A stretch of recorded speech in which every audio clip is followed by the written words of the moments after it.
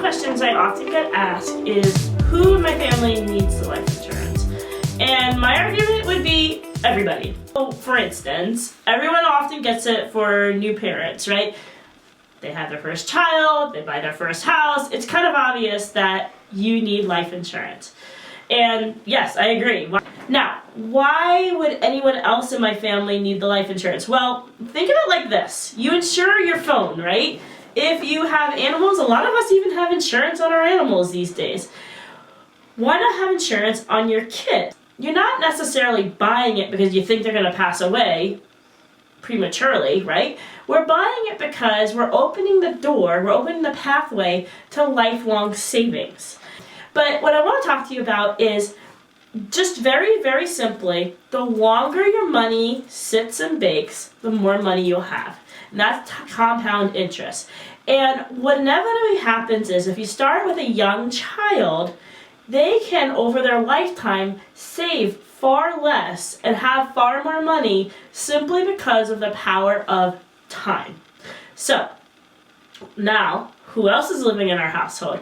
Well, a lot of us also have our parents living with us. I know I have my parents living with me. And we might ask, why would I get life insurance on my parents? Shouldn't they have long-term care insurance? Well, watch that video as to the pros and cons of long-term care insurance and why I would prefer to do index universal life insurance with living benefits. And the living benefits are the reason why on our parents we would consider doing life insurance. See, we're not worried about them passing away.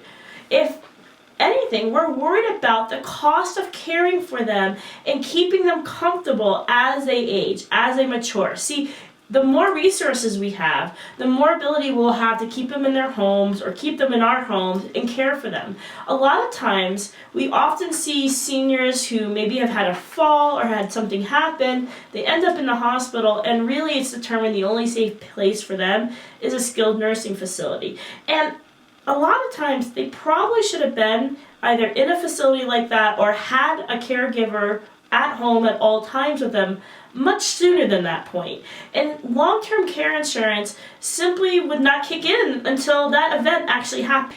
With living benefits, if you see that your parent is starting to struggle with transportation, toileting, bathing, feeding themselves, or even meal preparation, we can then work with the physician to file an application to request living benefits on their life policy. And inevitably, we're kind of financing in a way or just buying at a discount that care by being able to have access to those living benefits. And so, to kind of recap, I would always say is if you have a loved one in your life, they need life insurance. It's that simple, with living benefits. Because of how those properly structured index universal life policies with the living benefits can be flexible for your different stages of life. For the kids, it's about opportunity. For us, it's about security of our net worth and of what happens to us in an emergency or medical savings or retirement. And for our parents, it's those living benefits that can take care of them in their senior years.